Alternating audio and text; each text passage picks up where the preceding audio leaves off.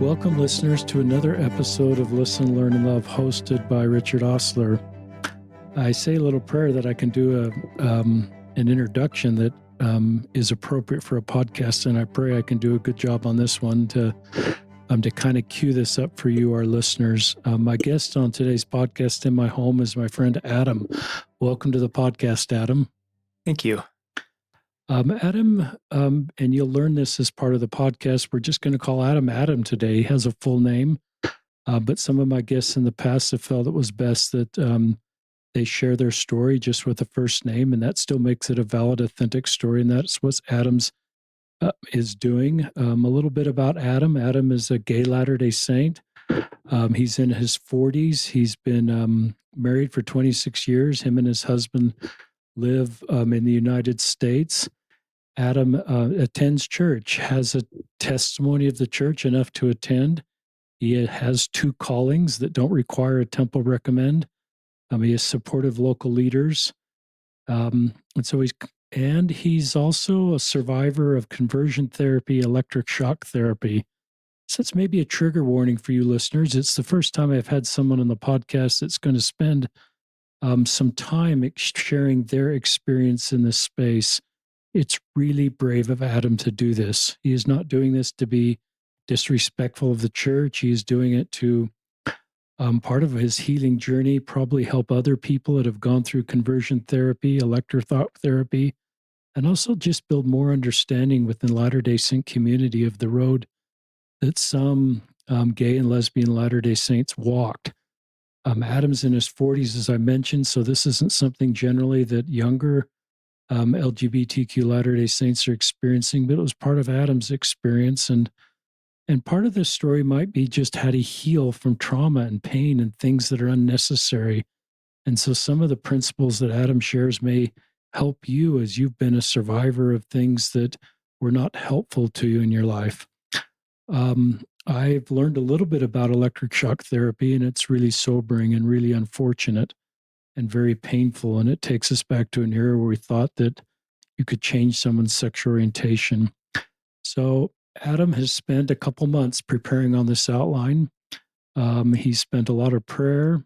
It's really brave of him to do this. Somebody I deeply admire and respect. We've been exchanging emails for over 5 years, and Adam felt like it was the time that he could share his story on the spirit of helping others and helping us create Zion and helping us do better to support LGBTQ Latter-day Saints.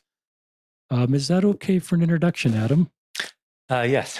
Okay. I will just turn it over to you with a prayer in my heart and a prayer of gratitude also for you being willing to share your story. Thank you. I've written everything out because there's a lot of detail, a lot of quotes that I wanted to use to help explain it and explain why somebody would be willing to do that. I want to begin first with a statement from the church that was dated October 2019. Quote, "Family Services has a long-standing and express policy against using therapies that seek to repair, convert, or change sexual orientation, such as from homosexual to heterosexual. Research demonstrates that electric shock, aversion, and other analogous therapies are ineffective and harmful to youth who experience same-sex attraction. Those, including youth who seek therapies that constitute sexual orientation change efforts, will not receive them from family services counselors." End quote. The word research is the word that stands out the most to me in that one. Although I do not know how many men were part of this research, what I believe was research, I do know that I was one of them. The way my mind works is I want all the information for anything that I'm working on. And once I started down this path of trying to understand exactly what this therapy was and how it happened, and how it was so wrong, I couldn't stop until I found an answer. I want to express that this is not anti-church. This isn't pro-church. This is simply my story of going through a very specific therapy set up by my bishop through LDS Social Services from 1993 to 1998. And there were other priesthood leaders involved during those years. There might be a few things I say that might make you feel like I'm going in one direction or the other, but the intention is to put the information I found out there for others who went through this program or know somebody who did. I wanted to present this very sensitive topic in a way that's factual. with documents from church resources, mainly ones that I found from BYU archives, as well as 2 dissertations at the Harold B. Lee Library. There are 3 reasons I'm telling the story today. The first is to pass along information I have found over the past few years to other men who experience this form of therapy, who have or haven't begun their own process of working through the damage this therapy causes. For years, I functioned without giving this much thought. And then when it did become obvious that this is something that was holding me back, I started looking into it. So I do know that there are other people out there with different levels of acceptance of what they went through. The second reason is to help the immediate family members, parents, siblings, children, and yes, wives, understand what their family member experienced while attempting to change their sexual orientation through LDS Social Services, now called LDS Family Services. The final reason is to hopefully help church members have a better understanding of what this was like for a faithful young man trying their hardest to adapt to church standards. Another thing I want to mention is that I'm not going to mention specific dates, locations, or times other than what I've already done, or names of those involved with the therapy, unless quoting from documents they published or were mentioned in. For my instance, I think these were men and one woman, in my case, who thought they were doing what they were called to do. These were loving, kind people who I truly believe thought this was their work and that they were going to help, I'm going to use the word cure, men and some women who were going through this at this time. I want to keep this during the time of my conversion therapy to when I called it quits. This was about a 5-year period. A lot of the things I'm going to be mentioning is going to be from that perspective. It might not be how I feel today, but I want you to understand where I was. The next set of quotes come from scholarship.archive.byu.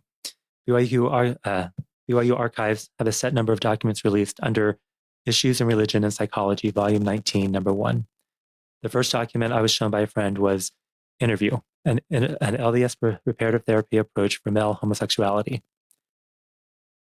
This was where I learned, or when I began to learn or understand or believe that the therapy I went through was a program put together by the church, along with BYU psychology department. This was not known during my initial therapy. I was under the impression at that time, a freshly turned 18-year-old, that this is just something that therapists knew how to do. Some knew, better or whatnot, but I didn't realize this was an actual, in my opinion, program based off of what I read. This first article is written in the form of an interview between the editor and A. Dean Bird. A. Dean Bird worked for the church. He had a couple different titles, but the one I found was Director of Clinical Training for LDS Social Services. And at the time, the document says, quote, Dr. A. Dean Bird is Assistant Commissioner, Evaluation and Training for LDS Social Services. In addition, he is on the clinical faculty, Department of Psychology, BYU, as well as clinical faculty at the University of Utah. Quote, I am convinced from both the spiritual and clinical perspective that homosexuality is not an immutable condition. These men need to understand that their homosexual attractions are symptomatic of legitimate emotional needs that can be met appropriately. They need to develop non-sexual, fulfilling relationships with heterosexual men to become more solid in their own masculinity, feeling more secure in who they are.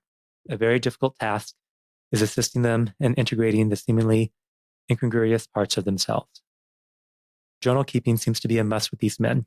It is a valuable source of information for both the client and the therapist.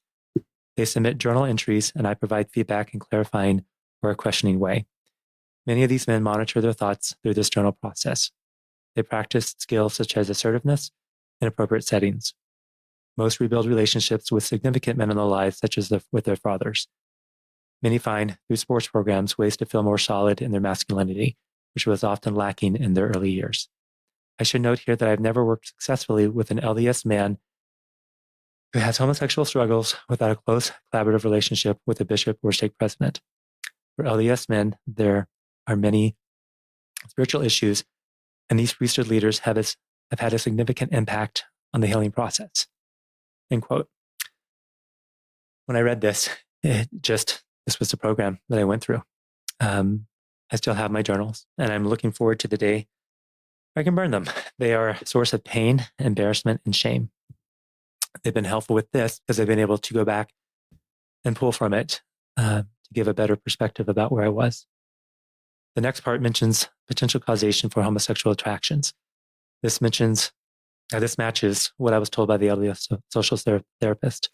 I remember one of the biggest questions I had was why? And then, quote, for a variety of reasons, which may include early emotional detachment of boys from their fathers and or trauma from sexual abuse, the same-sex attraction becomes sexualized, preventing a normal transition.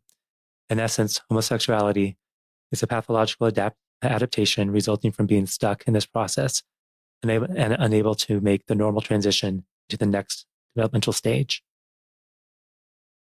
The next one, the next entry is from BYU Archives again. Again, they released a series of I believe it was 5 papers. This one was called Homosexuality, an LDS Perspective. And this was from Ronald D. Bingham and Richard W. Potts. And it starts off with the question, what factors appear to cause or at least influence a susceptibility toward homosexual attractions and tendencies? Quote, the church's earlier position statement from LDS Church, 1981, indicated church recognition that homosexuality seems to be influenced in part by unhealthy emotional development. The first 4 elements below were listed in that document as possible contributing factors. The 5th and 6th elements below are added by authors of the paper to reflect the statements from church leaders. The first reason being dysfunctional family background. Second being poor relationship with peers. The next one is unhealthy sexual attitudes. The next one's early homosexual experience. The next one's selfishness. And then, quote, in a BYU devotional address, Elder Packer, 1978, expressed a possible link between selfishness and homosexual behavior. Quote, have you explored the possibility that the cause, when found, will turn out to be a very typical form of selfishness in a very subtle form, end quote. And that was meant as a question, the last part.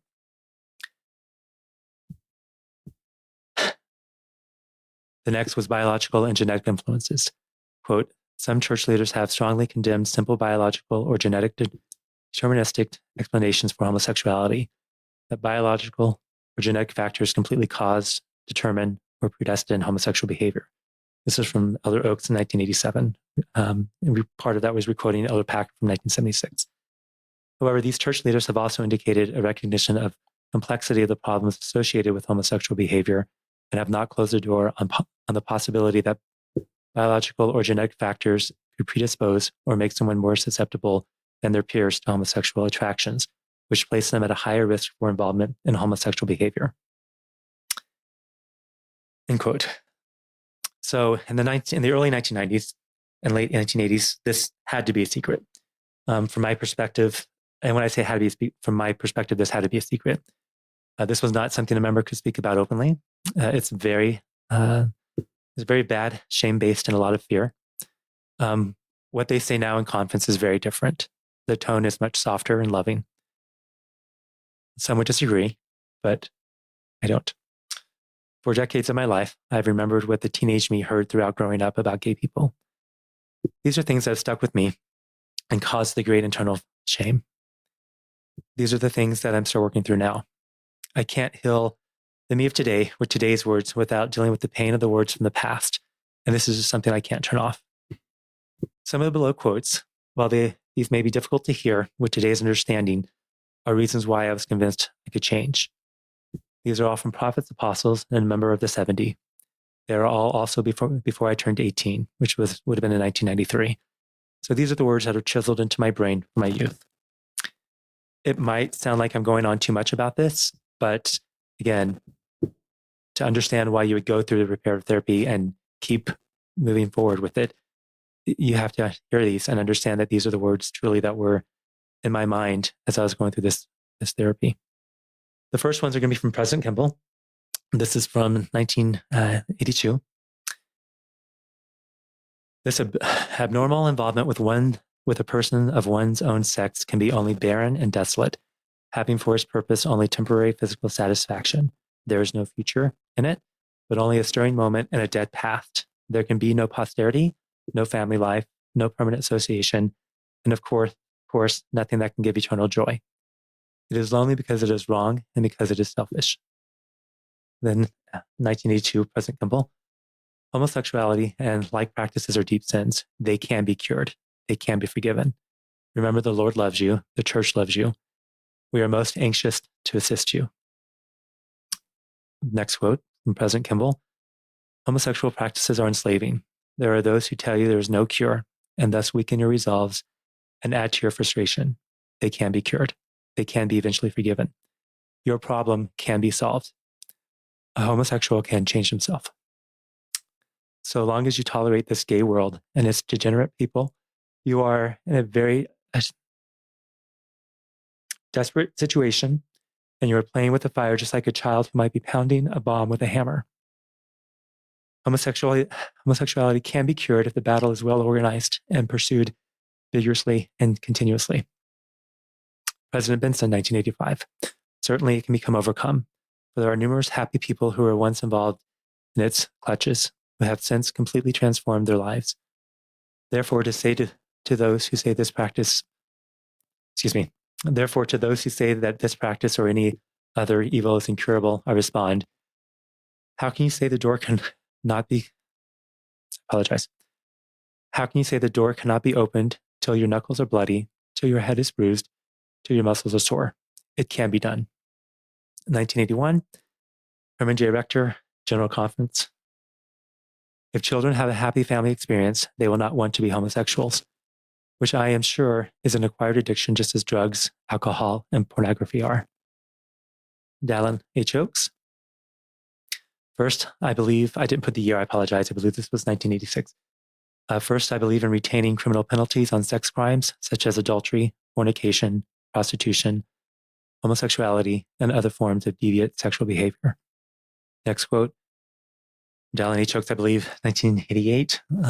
It would be desirable to permit employers to exclude homosexuals from influential positions in media, literature, and entertainment, since those jobs influence the tone and ideals of society. For the Strength of the Youth, 1990. Homosexual and lesbian activities are sinful and an abomination to the Lord.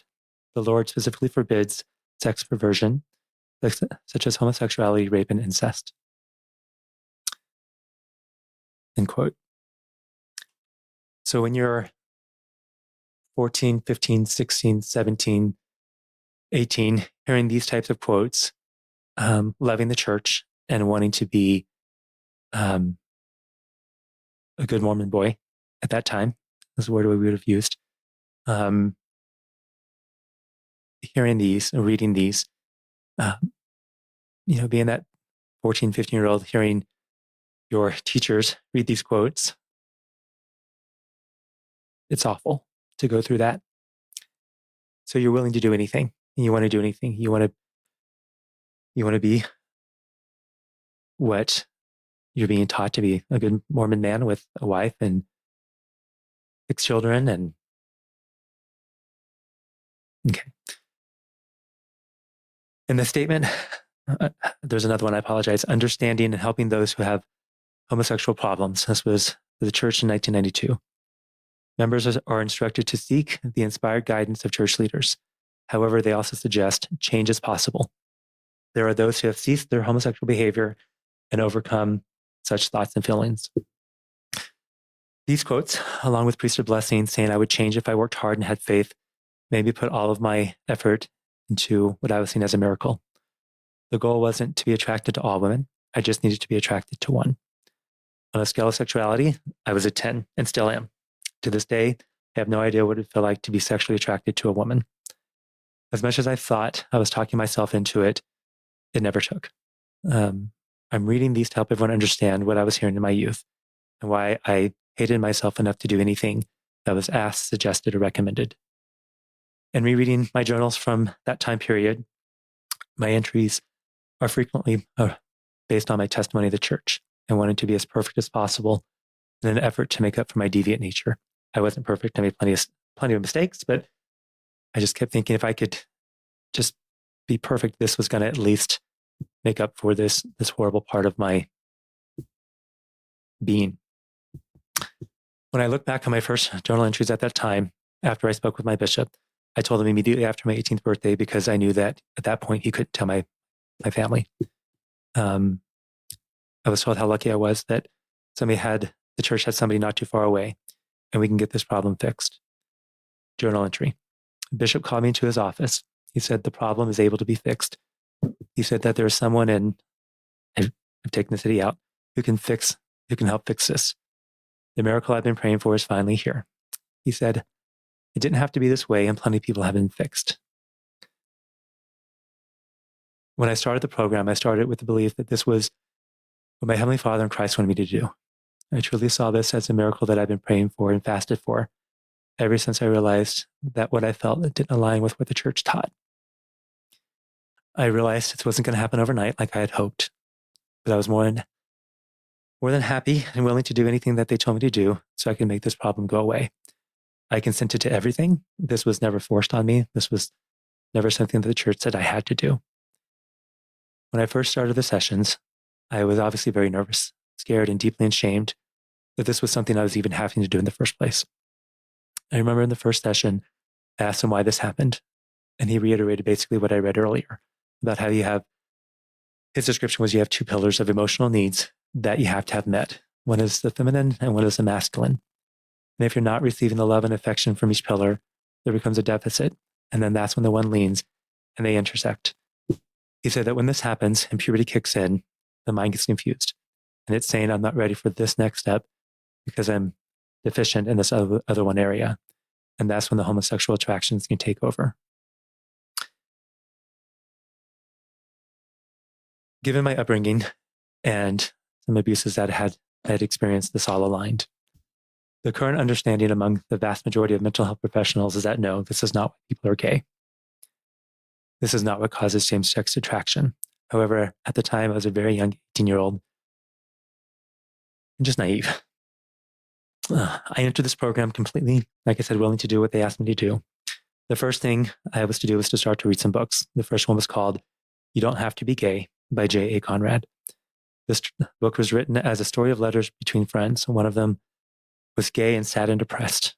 And the other one was had been gay, but was able to change and move on to a heterosexual life. To say I devoured this book is an understatement. I read it multiple times. I used it as a journal. I used it as a way to try to connect with what was being taught in the sessions. The book, along with many others, were almost always with me hidden. I didn't want anybody else to see them or find them because this was part of a deep shame of the process. The therapy started out with 3 times a week, and then we would change throughout the process of what needed to happen. The next quote is from one of the 1993 documents, and it has 2 parts, which I want to focus on. The first being the part about relationships with the therapist, and the second about the behavioral techniques. This is Interview, an LDS reparative therapy approach for male homosexuality. Editor, what in-session strategies and techniques do you use to promote client insight and change? Dr. Bird, I employ many behavioral, cognitive, and effective strategies.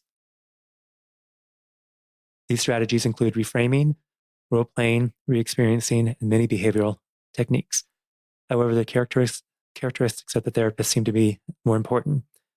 Often the therapeutic relationship represents the first genuine relationship that these men have had. A trusting, honest relationship seems to provide a needed safe setting where intimate issues and sensitive feelings can be expressed and explored. The next one was Review of Reparative Therapy by Male Homosexuality, a new clinical approach by Joseph Nicolosi. Side note, he is not a member of the church, but some of the information I found showed that they did work together. Quote, the therapist is characterized as a mentor, leader, and coach, being both supportive and confrontive, like a salient father. End quote. The part about the therapist rings true. I put a lot of hope in my first therapist. There were a total of 3. I saw my first therapist as the answer to my prayers and felt incredibly blessed for every second that I was able to spend with him. This became the top priority of my life, even dropping off college in order to focus on the reading and the therapy. I saw him next to Christ as my savior. He was the one that was going to pull me through this. We talked about me becoming not too dependent on him. Well, I think I did a good job of not doing this, and thankfully there was no attraction to him. Reading these statements, even decades later, hurt. Reading all the documents I have found within the past year have felt a little bit like the rug being pulled out from under me and given me what I call a little bit of the Truman Show feeling. If you've seen that movie, you understand. therapy was no joke. This was intense. This was very difficult. There were many obstacles in participating to this therapy. I'm not going to go into all of them, but anytime an obstacle came up, I just saw this as Satan's attempt to stop my progress. I would somehow manage to get around any issue and keep moving forward, knowing that the reward from this would be, of course, becoming heterosexual, getting to go on my mission, getting married, and having children. I started shortly after, like I said, my 18th birthday. I asked, how many people are able to be changed? How long does this take? I had a lot of questions. I remember being told that 11 out of 12 people are able to be changed. I remember being told on average 18 months to 2 years. So in my mind, I would hopefully be able to change by the time I was 20 and that I could go on my mission. And the goal was to not be the 12th person. Since I worked with different therapists over time, this is out of the chronology on this is not the same, but I wanted to just kind of go into the different parts of the behavioral exercises. So if this doesn't make sense, I apologize. But since I worked with 3 different therapists, I wanted to make sure for privacy that no dates, names were mentioned. We did a lot of different behavioral exercises, desensitization, covert sensitization. I'm nervous, so I'm mispronouncing all these words, so hang in there, people. Aversion therapy. One of the behavioral exercises I did was to write down all the men in my life that I can remember and where they would fall, whether a brother, friend, uncle, father, leader, role model, which category did they fall in? And then we'd talk about the relationship I had with them and talk about, did I feel accepted by them? Did I feel like I was rejected by them? We go through this and analyze the relationships to see where the rejection was and where the acceptance was and focus on the acceptance, learn to let go of the rejection. Obviously, going through many of your male relationships that you've ever had is difficult. The things we looked at were examples I had growing up in my life. With the end of these being the Savior should be the ultimate example. There were other books that I was given to read. Some were much more practical and some much more scriptural based. One of the books I found later on, in the last year, was a 1978 dissertation at the BYU Library. This is as an adult looking back, trying to understand what these behavioral exercises were. This is Treatment of Homosexuality, a Reanalysis and Synthesis of Outcome Studies by Elizabeth C. James. This one is not online. Most of the dissertations are online. You can find them. This one, you actually have to go to the BYU Library, the Harold B. Lee Library, and ask for it. This book was probably the most difficult to find, and with good reason. It was and is still extremely painful to read. It goes through different techniques used and gives a background history of where they came from. I went and took pictures of all the pages since I couldn't check the book out and I don't live in Utah. There was one very embarrassing behavioral technique. I just never knew it had a name. When I found the below quote earlier this year, I shared it with my current therapist, Bishop, and a few close family members, friends who know about the therapy. I've slowly opened up to more people about this. And when I found the below, again, I just didn't know this had a name. And it was hard to read. I wanted to share this with them as proof. I don't know why. I just feel like I need to show people, here, this is what I found, and all these things I've been telling you, bishop, friend, therapist, here, this is it. I hate this quote.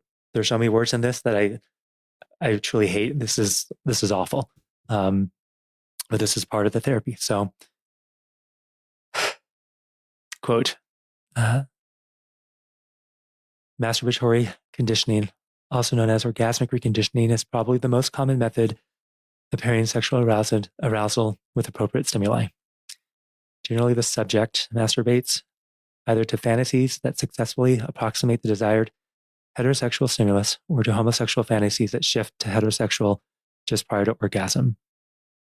Although this approach may be insensitive to the values specified on pages 10 through 12, the rationale for it is given as including the extinction of erotic arousal to homosexual stimuli by not permitting such fantasies to accompany orgasm. The desensitization of anxiety to heterosexual stimuli by substituting the more powerful and compatible response of sexual arousal that is associated with orgasm. The development of erotic response, apologize. The development of erotic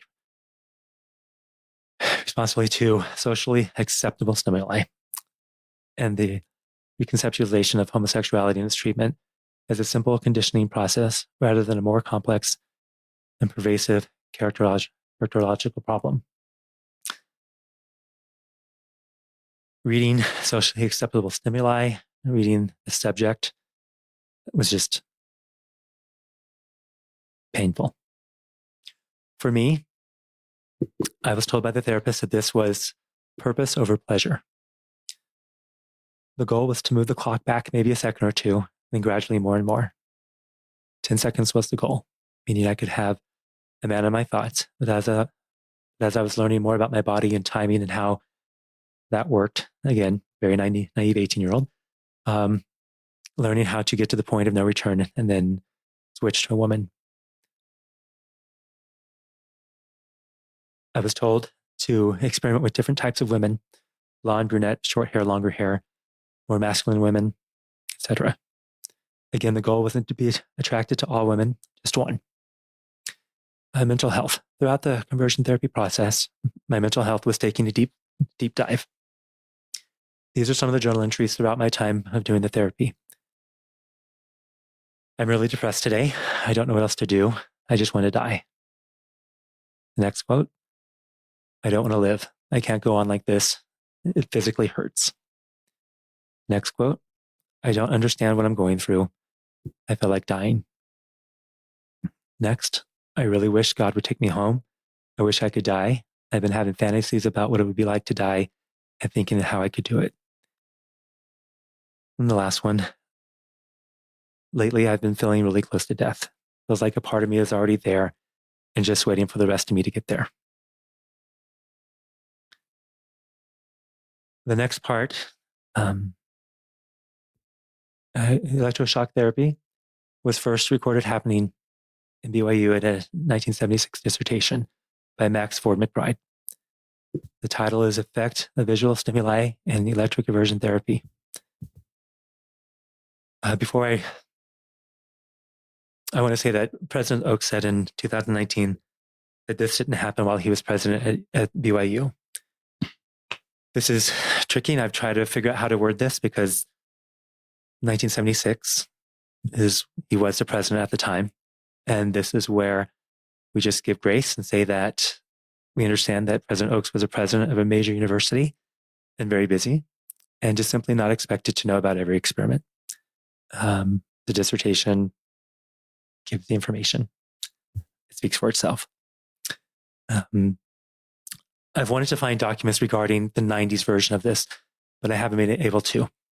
That being said, I've had a chance to speak with a few other people who went through this 90s version of electroshock therapy. I've been very hesitant about what I was going to say. Again, the feeling of needing proof for every part of this is something that I don't understand. But with each step of the way, when I found a document or part of a dissertation, it has helped immensely as it somehow validated the experience.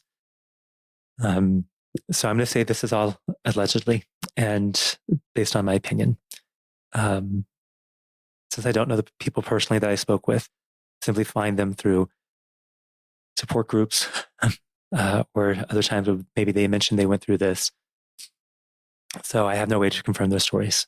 So again, these alleged experiences based on my opinion. Each of the stories was very similar, which was really, like I felt horrible for these men as I was hearing these stories and then recognizing that they were mine. This did not happen through LDL social services.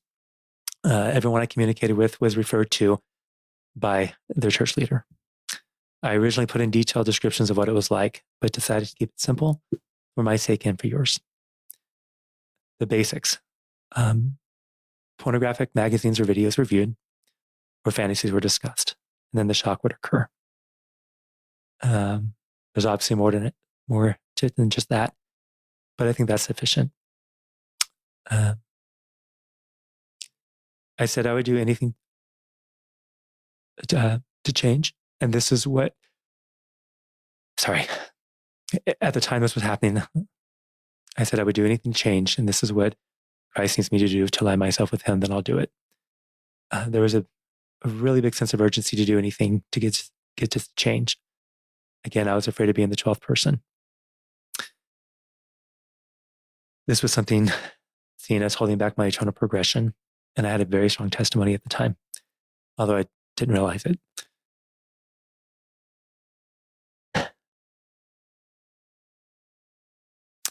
One of the things with the therapy in general is there was pressure to work hard enough. I would pay a small co-payment each time I went, depending on the therapist. I had one tell me that, and again, I wasn't perfect when I was doing this. There were some times I just needed to take a break and it was just too much. And I was told that if I wasn't working hard enough, I was wasting the Lord's money as tithing was being used to pay for this.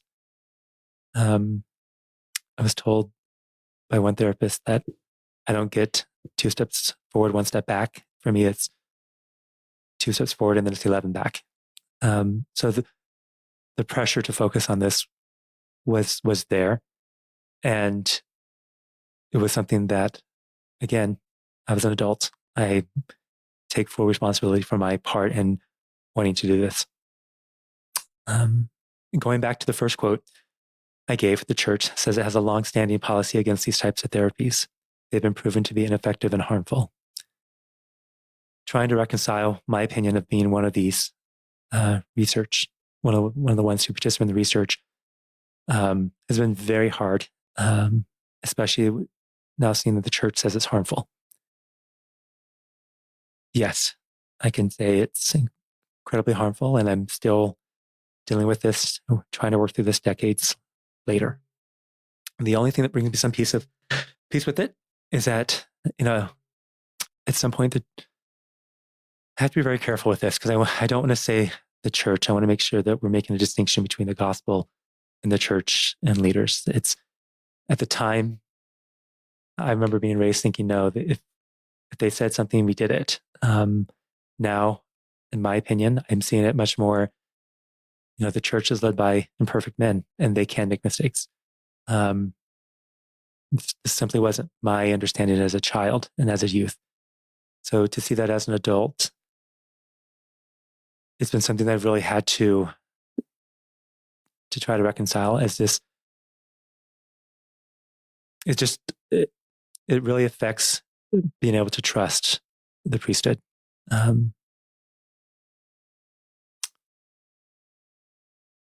Why couldn't they have had these answers in the 90s? Why did we have to go through this?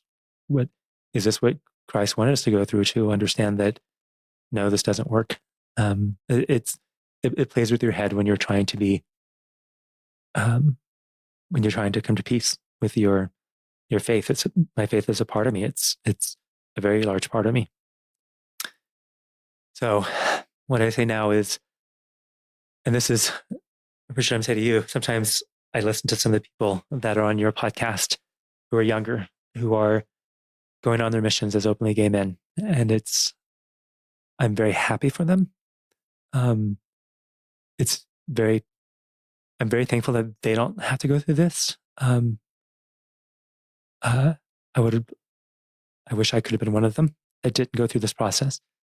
But I think to myself, current generation, they don't have to go through this process. But the feeling of being spiritual collateral damage is pretty intense. I went on my mission. I came back. I began attending the YSA ward.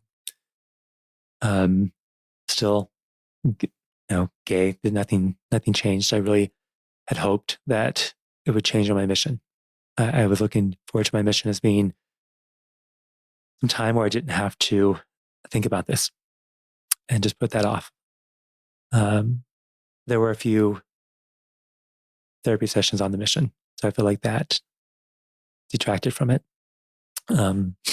So I came home, and there was one church friend that I came out to. She saw the conflict that I was going through, trying to follow what I was being told, mainly to get married to a woman. Um,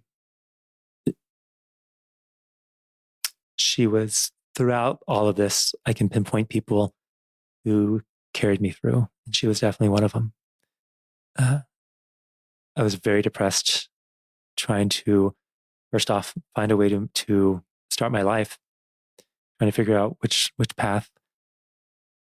The bishop I had at the time told me that I needed to get married as soon as I could, because once I knew a woman, the rest of it would come into place and change.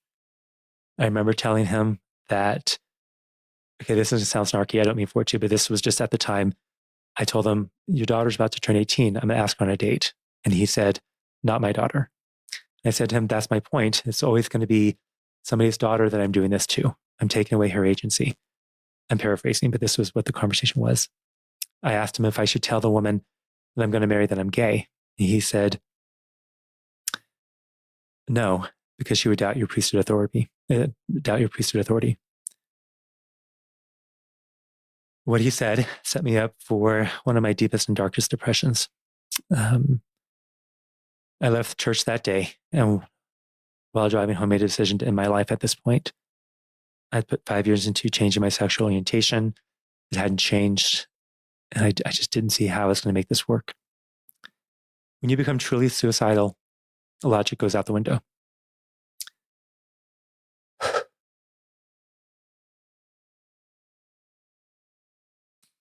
It was a Sunday, and as I was driving home, I was trying to think, how was I going to do this?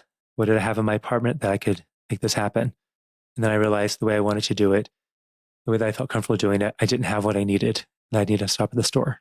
Again, logic is gone at this point. It was a Sunday, and I didn't want to break the Sabbath, especially to buy things that I need to commit suicide.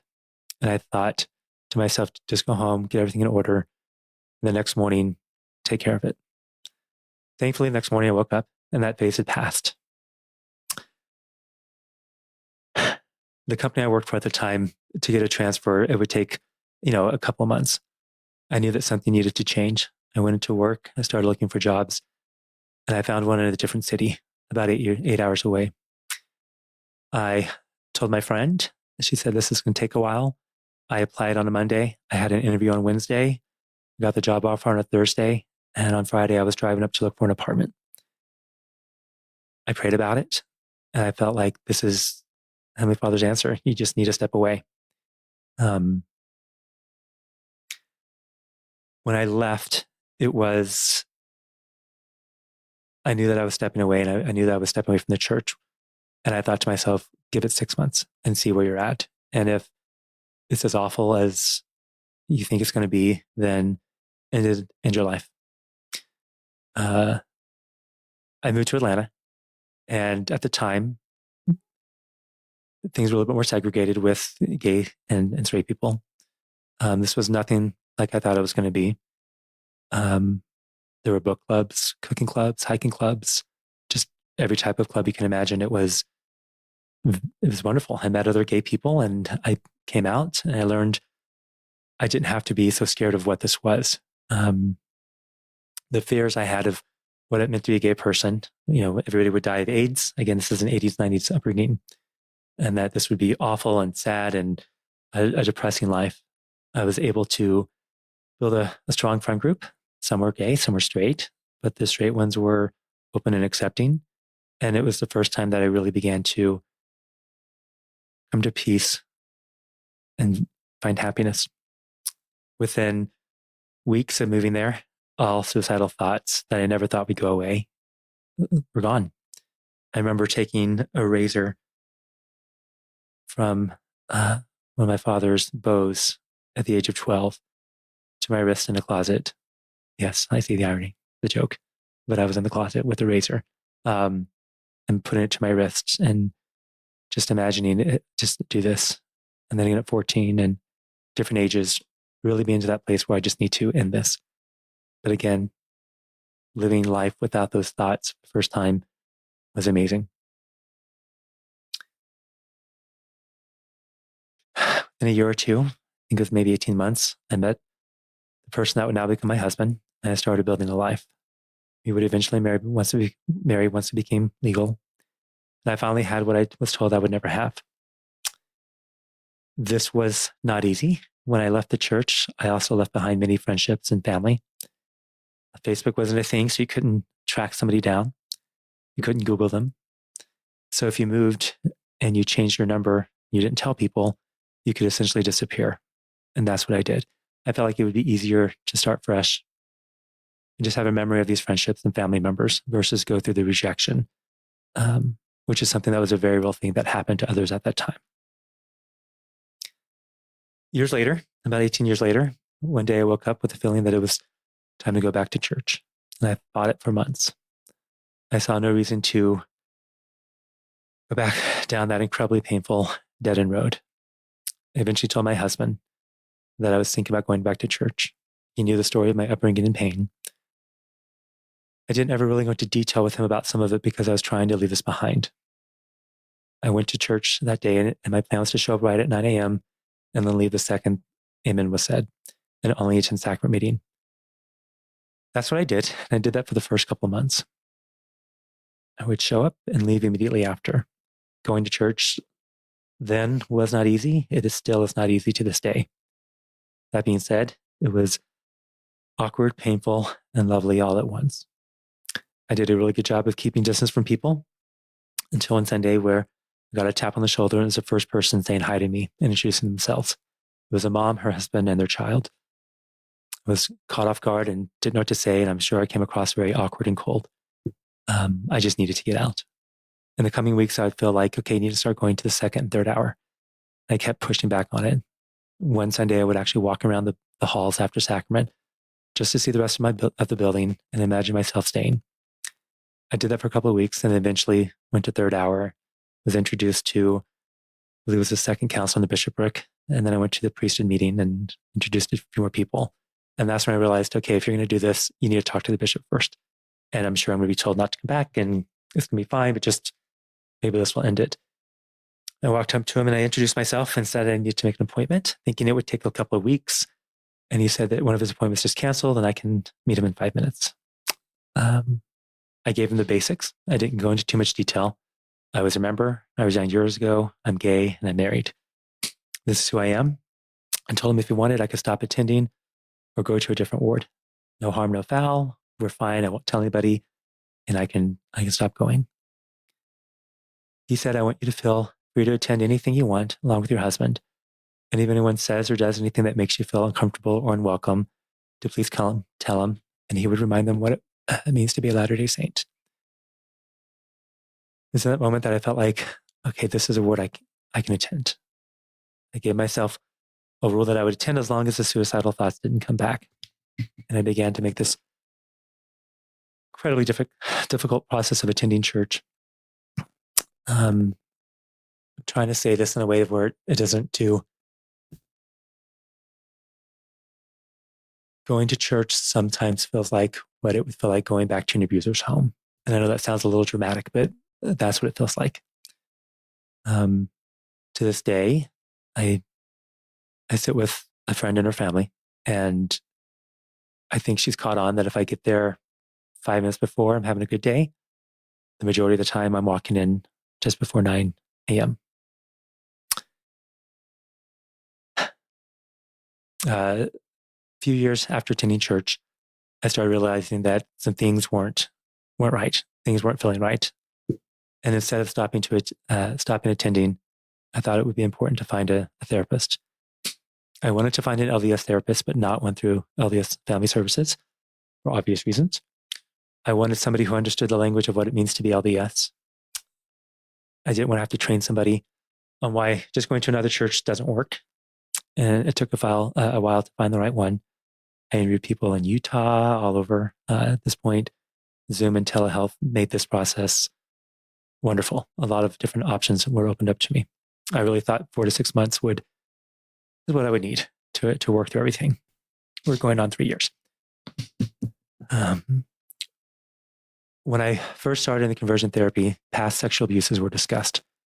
However, in my opinion, it wasn't discussed in a way to help heal from them, but only to show how early childhood sexual abuse as part of what maybe made me gay. For example, you're introduced to sexual acts at such a young age by a man, so that's what you thought you're supposed to do, and that's what's supposed to happen. Fortunately, with my story, there were 3 different people who, throughout my childhood, were sexual abusers. There was a general conference talk that years ago that basically said victims of abuse need to eventually take their part of the repentance process. This was damaging. This has always made me feel that even as a 4-5-year-old, there was some part of it that was my fault. Still working through that. I loved when we just got our new apostle. I've listened to his conference talk many times, multiple times a week sometimes. The part where he says, "It was not, will never be your fault," was quite healing.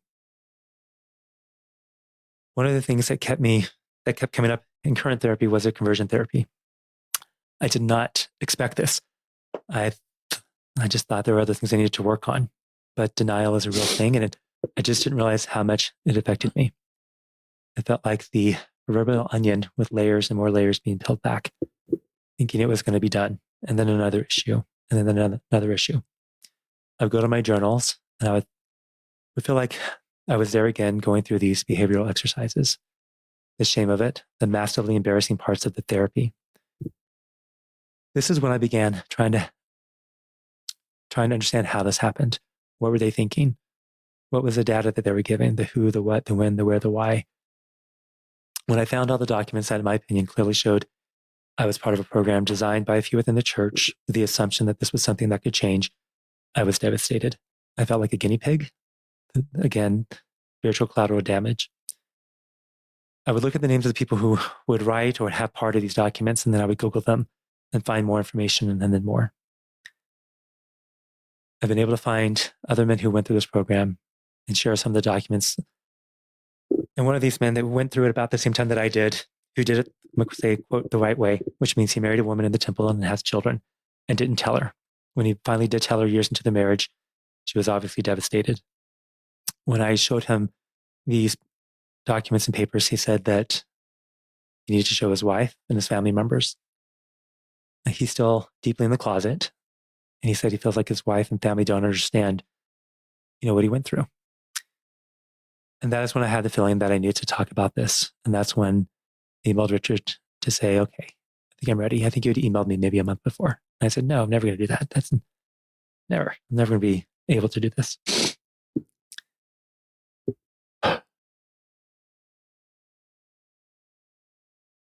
The next document is one that I found that broke me a little bit. This is a document that I'm guessing was meant for leaders to make them feel comfortable sending their gay members to a therapist. This again was the 1993 Homosexuality and LDS Perspective. Members often need professional help from qualified therapists who, quote, I apologize, quote, members often need professional help from qualified therapists who understand and honor gospel principles. When adequate professional help is not available in the ward or stake, an LDS social services agency may be able to provide consultation, therapy, or referral. Many church leaders seem to agree that the professional counselors can play an important role in helping individuals experiencing problems with homosexuality. However, since not all therapists in the community possess personal values consistent with the gospel principles or with the church's position regarding homosexuality, ecclesiastical leaders will likely be selective in making referrals. And then this is a paragraph that the church has supported efforts of LDS social services and other consulting professionals to research the issues and to offer a reparative therapy approach, which assumes that homosexual behavior can be changed. A therapist who acquire appropriate preparation can counsel individuals who struggle with homosexual problems and can serve as a useful resource to such people and ecclesiastical leaders. When I read Assumed the first time, that is for me when I realized that Heavenly Father in Christ had nothing to do with this. I think during all the research, looking at dissertations, the papers, I think I realized at that moment that I was waiting for them to put something in there saying, we've prayed about this, we fasted about this is what Heavenly Father wants. And so when you read this and see the word assumes that homosexual behavior can be changed, it was just a very hard pill to swallow.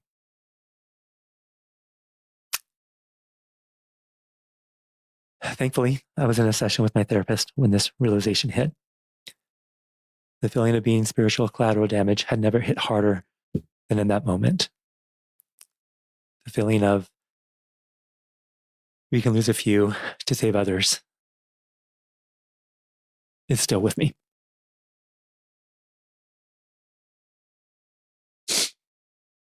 Okay, and the next one is going to be, this is not part of the 1993 documents. This is 1996, Jeffrey R. Jensen, Homosexuality, a Psychiatrist's Response to LDS Social Services.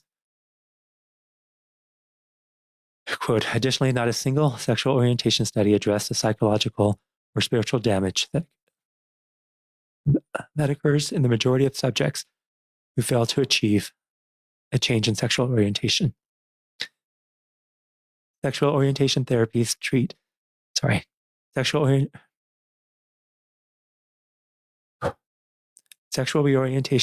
attempt to treat a disorder which doesn't exist using unethical therapeutic techniques which don't work, while simply ignoring the damage they can do to the majority of people who fail to change, people who are judged by the failing therapist to be resistant, morally corrupt, unrepentant, or simply weak. End quote. I often think to myself, had I not come out when I did, had I waited a few years, I could have skipped this. They would have started to realize the suicides, and then I wish I had waited. I found another statement that was made years later by one of the BYU psychologists.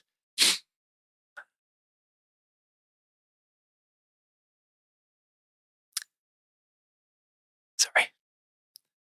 And this was much later in his career. Quote, as a mental health professional and psychology professor from 1961 until my retirement in 1999, I was among the traditionalists who believed that homosexuality was a disorder and that it could be treated and changed to some degree.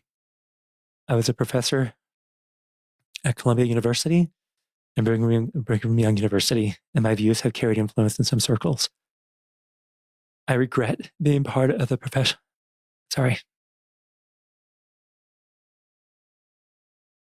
I regret being part of a professional, religious, and public culture that marginalized, and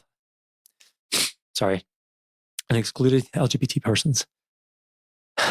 As a father of 2 gay sons, and grandfather of a gay grandson, I've been given a personal education that has been painful and enlightening.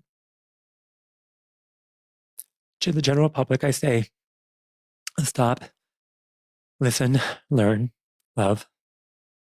To myself, my posterity, my colleagues, my fellow church members, and my political leaders, I say apologize and compensate those of God's children who have been affected by our treatment of them when they should have been embraced, loved. Give them the rightful place in society and in the church so that they may be nurtured and progress in their spiritual, social, and professional lives. We are all children of the same heavenly parents who I believe love and value all of their children, regardless of their sexual orientation, and who grants each of us the same opportunity to receive Jesus Christ's grace, end quote. When he says compensate, my opinion, my last quote is from President Dallin H. Oaks. All should understand that persons and their family members, I apologize, quote, all should understand that persons and their family members struggling with the burden of same-sex attraction are in special need of the love and encouragement. It is a clear responsibility of church members who have signified by covenant their willingness to bear one another's burdens and so fulfill the law of Christ, end quote. My goals with this were to help members understand a little bit more about the depths some of us were willing to go to change. The desperation is still there for many. By the time someone in church comes out to you, they have already been in a war with themselves. It was just hidden. I hope you understand that when you see all the LGBT people that, in your opinion, are strong, faithful members one day and then come out the next and seemingly are a different person, they've been fighting this war much longer than you understand. And so when they do finally come out, there is this sense of relief. I hope this helped families who may have had a bit of a disconnect with the gay family members in their lives to heal a little. After learning what their loved ones have experienced, especially those in mixed orientation marriages who didn't tell their spouses. During that time frame, many of us were told not to tell you. I know what I was told, and this is what I was told I needed to do, not tell her. Had I married a woman and not told her, it would have been me 100% following my bishop's counsel. But mainly I'm doing this for the men I've ever met, but who share this experience. Wherever you are in your journey, I hope this helps you move forward to a place of peace with your past, present, and with yourself.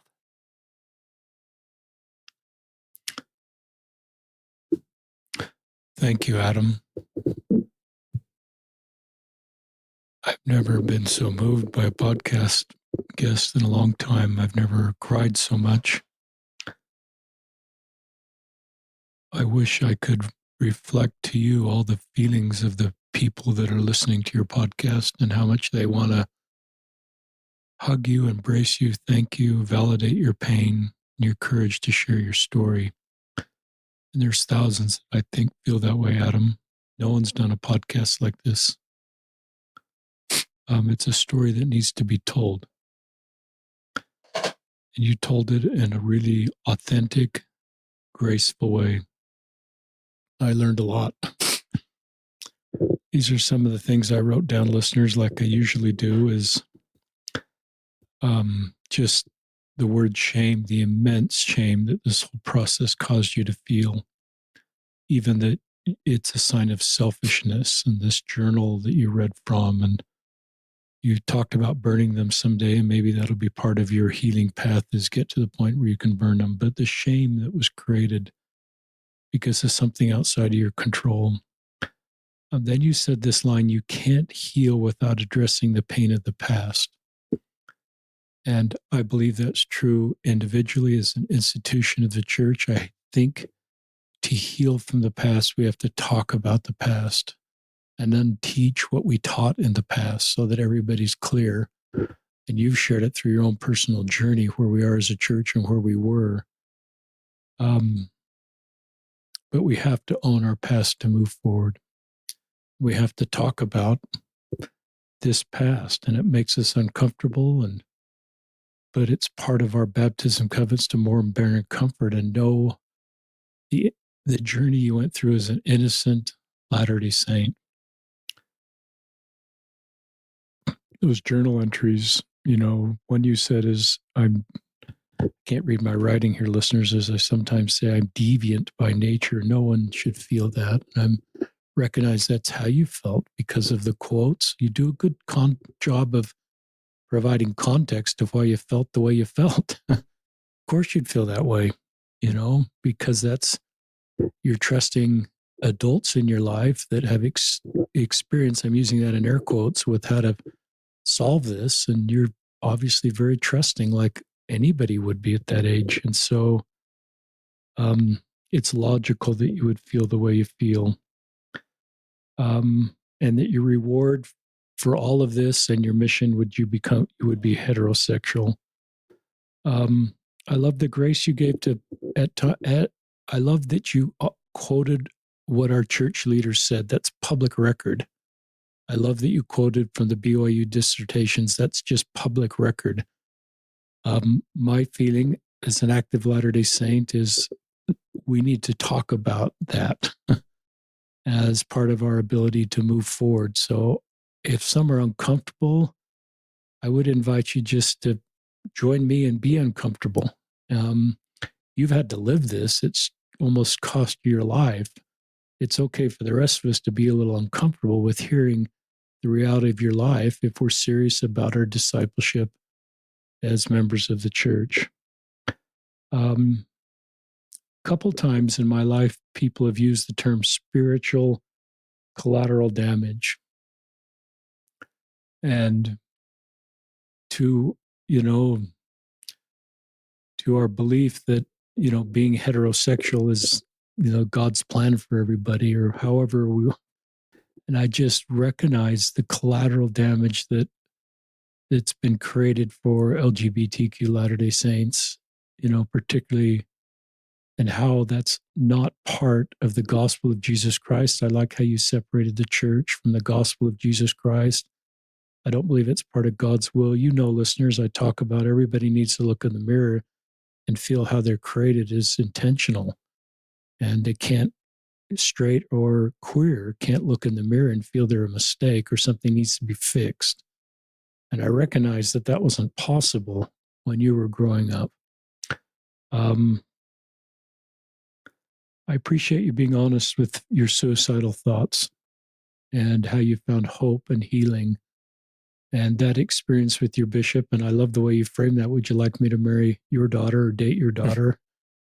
that made it pretty real for listeners.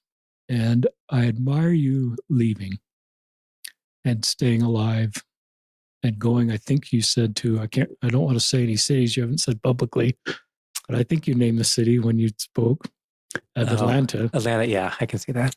And I love that you said the suicidal ideation went away. And the other thing I thought as you spoke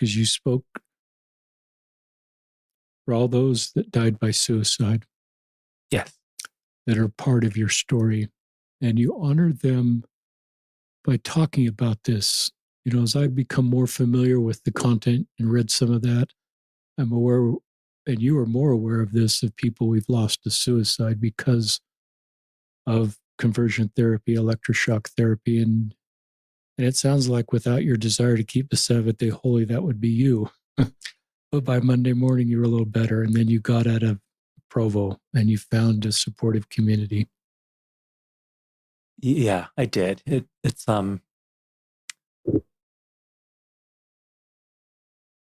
look back at it and, when I first felt like it was time to go back to church, it wasn't, okay, time to repent and go back to church. It was more of okay, they're ready. It felt like it's time to come back.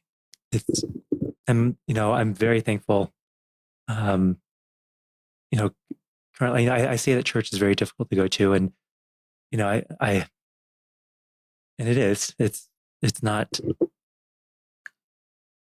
it is, but I go because that's where I feel like I should be. And it's painful and lovely at the same time. And I have a very supportive ward. I'm not in the closet. I'm not running up and down the halls with a rainbow flag, but if somebody asks, it's known. People know that if somebody, asks who I am, or if my wife, whatever, they know, they can say, nope, he has a husband and he's not an actual member, but he attends. I've been very thankful to have bishops too now since I've been back, where, my current bishop kind of knows. Sometimes I'm calling him bishop by his name, and then sometimes I'm calling by his first name, and it kind of lets him know where I'm at. And if I need him to be not a bishop, not a priesthood leader, it's a very clear, I'm not trying to be disrespectful when I call him by his first name, say Mark, to be safe. But he knows if I, they know kind of where I'm at. And other ward members, it's one of those things where I don't want to, for example, I was called to be the primary pianist. And I was like, I don't think gay people can be in a calling with children. Has that changed? And they said, no, you're allowed. And that's a wonderful calling. I love it. It's after sacrament. And so hearing little children sing songs about Jesus is a really lovely way to leave what can be a very tense and stressful sacrament meaning? Because I never know what somebody's going to say. I think that's the biggest. It's like, okay, they can get up and say things I've heard in the past. Is that going to happen again? I'm rambling on again. Sorry, but I'm very thankful for the word that I have, for the understanding. And if they're not supportive, I've only had one small little incident in 5.5 years, tiny. But I think for the most part, if they're not supportive, understanding, they just tend to, be quiet and leave me alone, which is great. And if they are supportive, that's known. So the one thing I wanted to say about the electroshock, I want to make sure I said this. I'm blocking all this out already. The 90s versions, you were referred to somebody else. It was not through LDL Social Services. Just want to make sure that that's clear. I want to be as factual as I can. I'll say it allegedly and my opinion and everything else, because I can't find the documentation that supports it. I just wanted to make sure that I made that clear. I don't know if I did or not. You've done, I think, a really good job of wanting to be factually accurate, and also honor your own story. And the level of preparation. This is a credit to you and also a sign of the pain. You're a guest that I could just sense the pain of talking about this. And I don't think that's a sign of weakness. I think it helps me understand the pain of what you went through. And I think it's a good thing to talk about the pain you went through. I would think with your current therapist, it's a measure of healing to understand that was sexual abuse. And I think I just admire you for talking about it. And I recognize the courage it takes. I have the privilege of sitting across from Adam and seeing the pain of him talking about this period of time. And I'm just so sorry that this happened to you and that we failed you as an institution. And as a Latter-day Saint, I think part of my baptism covenants is to honor pain and to validate pain. And it doesn't mean I don't believe in the church to do that. Those are two different things. I can hold both, as you are doing. And it just is part of, I think, maturing as a church, is to be able to hear these stories and validate these stories and recognize the pain. And I don't just try to dismiss it in any way, like, well, they were doing the best they could, or it was the understanding of the day. My experience is that isn't helpful for you. No. What people say is, because what happens is that goes into your belief system of, well, that was when people, and they're being very kind and they're being very loving and they're trying to mourn with those who mourn. And I get that. But when I hear things like, that was the understanding of the day, and where I go to it, but wait a minute, we're the Church of Jesus Christ of Latter-day Saints, supposed to be Christ went to church. Why are we following the world? We should be leading the world. And so why were, a couple of people said, well, other universities, actually not that many did it, but the 1976 version of the electroshock therapy, the one that is heavily documented, it happened at BYU, they say, but other people, and they're still trying to figure it out. But I'm like, but why don't we, but Christ is leading. Why are we doing what other people are doing? We should be showing them this is the way. And so it really affects your testimony of that, of how, but why, if where's Christ's hand touch on this? It doesn't, one of the ones that was kind of painful to watch was President Hinckley when he was talking to Larry King. He said, well, why? And I'm paraphrasing, President Hinckley said, well, we don't know why. We just know that they have a problem and, we want to help them. And even then I remember hearing, but just ask, you're the prophet, ask, get a clear answer. And to not have that still, at least now it's, the tone is much, I think maybe teenagers and people in their 20s now might not think the tone is much softer, but trust me, it's much softer than what it was. And so that's, I go back and look at it, and in the 60s, and there was somebody who said, I think it was in the 50s or 60s, if you're gay, don't come to BYU. We don't want you. Don't even step foot on it. Now, you can be at BYU and be openly gay. You have to follow the church's standards, which is totally fine, but you don't have to actually be in the closet anymore. you can, it's so different. And what affects the the feelings towards the church is, but people say, oh, we weren't ready. I'm like, but if they say Christ said, hey, you need to get ready. This is where we're at. That's where the expectation on my end, and it's not healthy. And I know none of this is healthy, so I should probably stop talking about it. But what I told you earlier was like where I'm at with church now. I'm going to use an analogy because I love analogies, but I told you it's a really, really bumpy road. And every now and then I have to pull off at a rest station and just, check the tires myself and see if they're too damaged, or if it's too much damage, call in some professionals to, help me so I can get back on the road and keep moving forward. And then if I need to pull over, pull over. And so it's just a really hard road. And it's not even one that I want to be on sometimes. But I think for me, going to church, I would have never, well, maybe I would have, but going to church really helped me realize, hey, you really haven't dealt with a lot of this. You need to. This is affecting you in ways that I didn't even realize. So that's why I keep going and keep wanting to. It's just trying to figure it. I'm just trying to figure out the next steps and the next direction, and going or leaving. And there's no easy answer.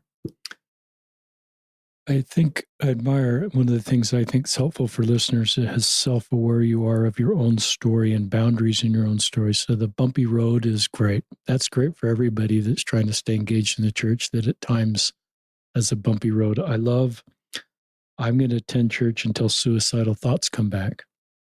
And so that to me is a credit to you being self-aware of knowing my boundaries and knowing what's good for me, and having a relationship with God that you can talk to God, I think like you did in Provo when you said it was time to leave Provo and move. And so I think that's a sign of really wonderful spiritual maturity, and recognizing that the church, because you know this firsthand, can't answer every question. And our doctrine is hear him. And I think you do a good job of just saying, I'm managing this the best way I can.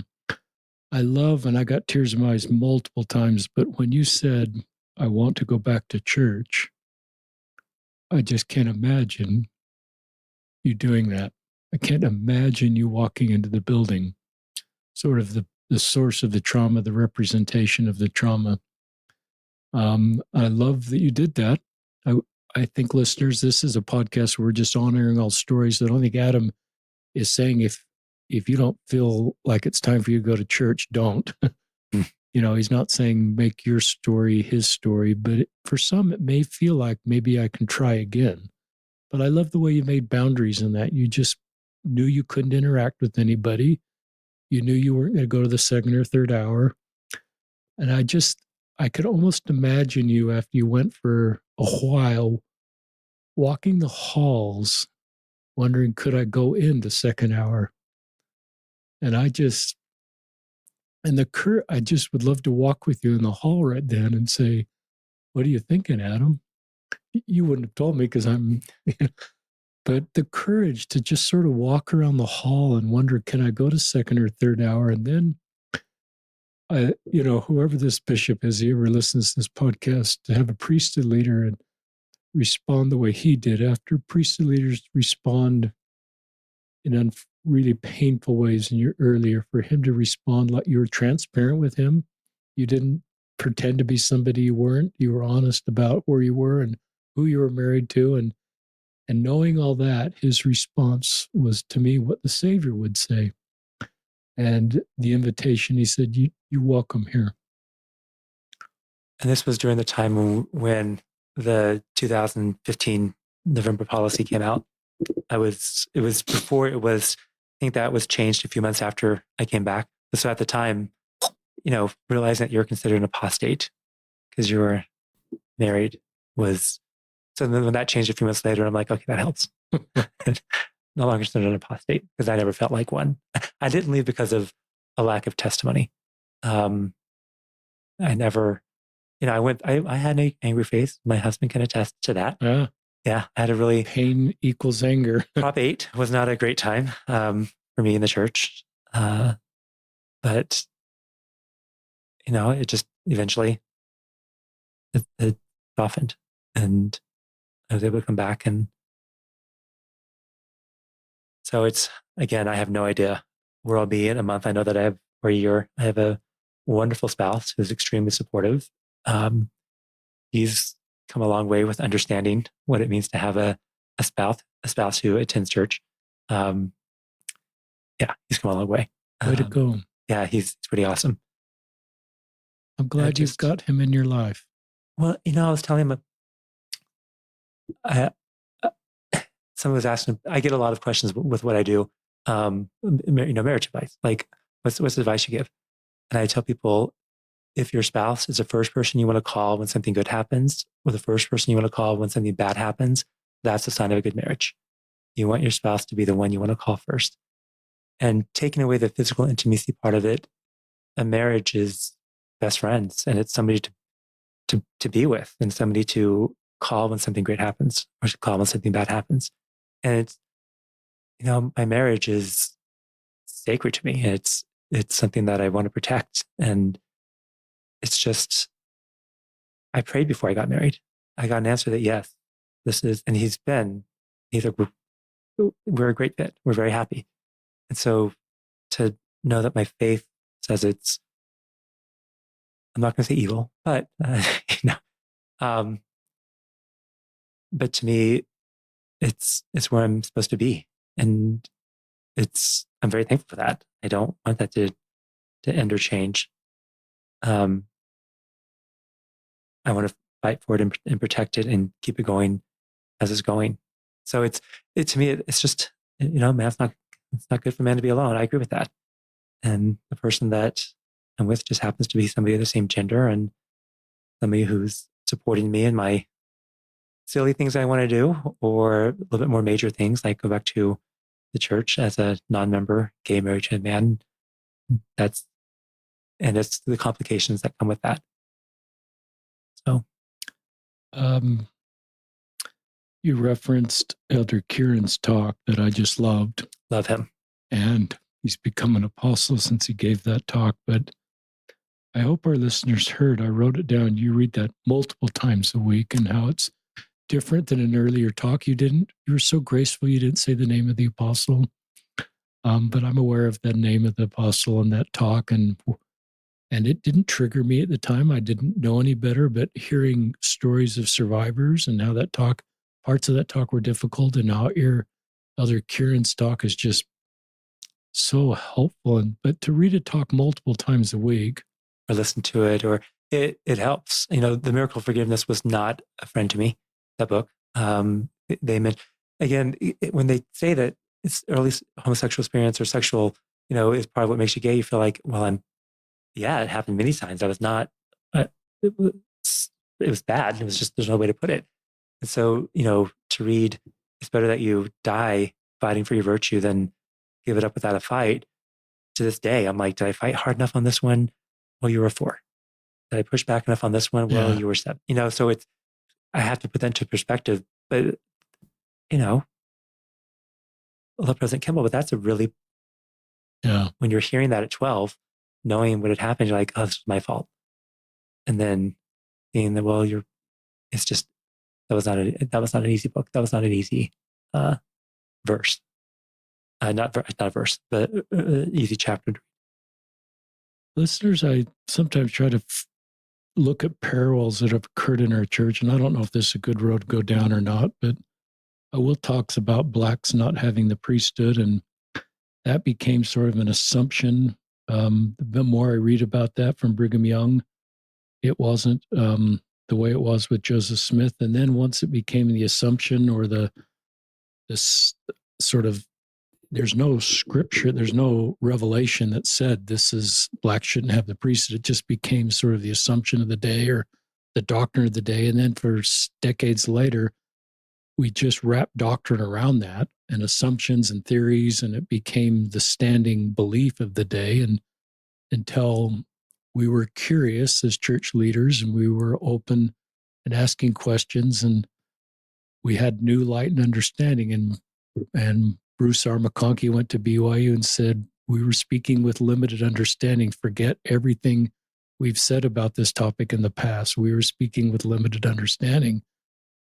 So I look at, parallels sometimes, and I think the assumption of the day is that not being straight, being gay was not pleasing to God and not a good outcome, and something had gone wrong. And there's a backstory with you, Adam. If we can just figure out the backstory, you're really a straight, Latter-day Saint, and something's gone wrong. And then we start to wrap content around that and supposed research and stories, and you're caught up in the middle of that assumption.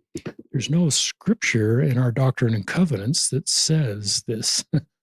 We've said we're all alike unto God.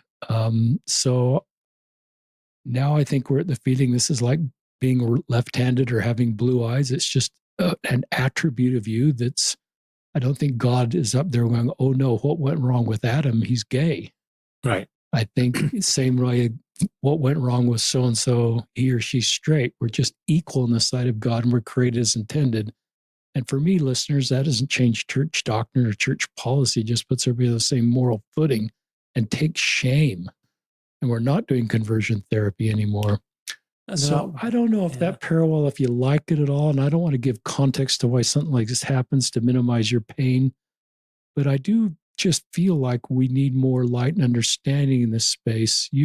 You have this perspective of all the changes we've made to get to this point and how much kinder it is, and reminding people that are new to the space that may feel harsh. Well, let me take you back to the 90s, but it gives me hope for the future as we continue to have proximity and ask new questions. And so those are just some thoughts. I don't know if that's helpful for you or not, or it is. It makes me feel like if we're not teaching the shame to the youth now, then they're not going to want to do the therapies. I would have so much rather had somebody sit down and say, okay, this is the situation. These are your options. Let's think about how you want to do this. Like what support you need to either move in with the church or leave, or, what are the options versus stay? And I want to make sure everybody understands this. I would have done anything they said happily. I was thrilled when the bishop said there was something that could fix this. And each of the therapists that I went to, I was happy about it. I was like, okay, this is going to be it. You start to get desperate about that 18-month mark. So when you're seeing the different therapists wherever you move, because you don't want to be the 12th. I don't want to be the 12th. Yeah. So I would have, hang upside down by your toenails for 18 months and it'll change. Great. Where's the rafter? That's where you would have been with it. So I think just changing what we're telling the youth now, I look at some of the youth in my ward, and, I just think any one of these people could be hearing the wrong thing. That's going to put them into this place where I was of, I'll do anything. I'm that desperate, versus the approach now, which I hope is what it is. I saw something in the news about, again, we've been planning this for a couple of months, but I saw that there was somebody who was doing the conversion therapy still. I think, one message I would want to leave is, parents, if you have a child that comes to you and they say that they're gay or bisexual, whatever it is, the church now says it doesn't work. Don't do it. If you find a psychologist or somebody, I know somebody who's worked with somebody who has success, I'm sorry, your child's not going to be that 1 in a million that changes. That's not the road you want to take with them. Figure out how to listen to them. There you go. Learn, love them, and move forward in a much healthier way. Again, I don't have to say it. The church says it does not work. It's harmful. Just don't do it. It's really great advice. And this podcast, I hope local leaders, parents, LGBTQ people, it just helps. Claire Dalton is on an episode a couple before you, and she introduced a concept that she's a gay Latter-day Saint, openly out. It's been a part of the CES program, but I talk about the gathering of Israel, that you're Israel, Adam, and we need to gather you. And you're in the same vineyard as, we just haven't gone to that part of the vineyard as much and recognize there's really good fruit there. You representing good fruit and you're part of Israel. But she pointed out that to to have a gathering, you first had to have a scattering. And you've been scattered. And our LGBTQ, you represent that with your story, the literal scattering and the things that you've had to endure. You're survivor of all of this, you know. And so we have, as an institution, I hope that's not too harsh, but we've scattered you. um, and now your bishop, when you walked in that ward, and that's gathering.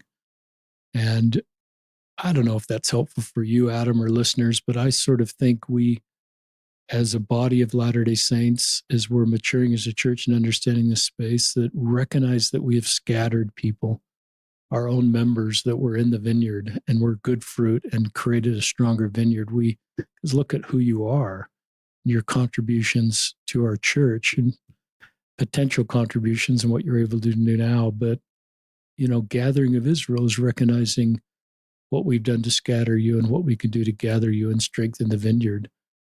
So I don't know and the other thing that, when you talk about, this is just for listeners that may be infrequent listeners.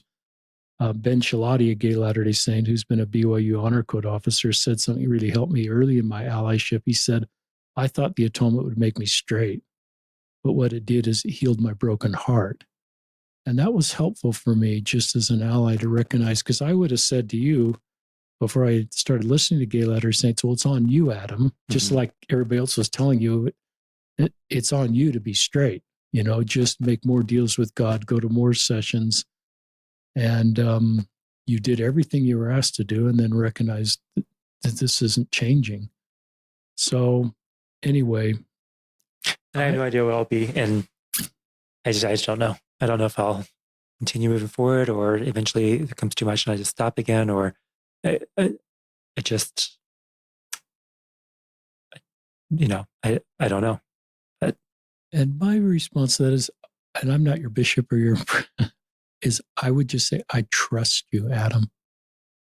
And I'll walk with you without condition, without transaction, as your friend, just like maybe some of your friends have done and some of the people in your life.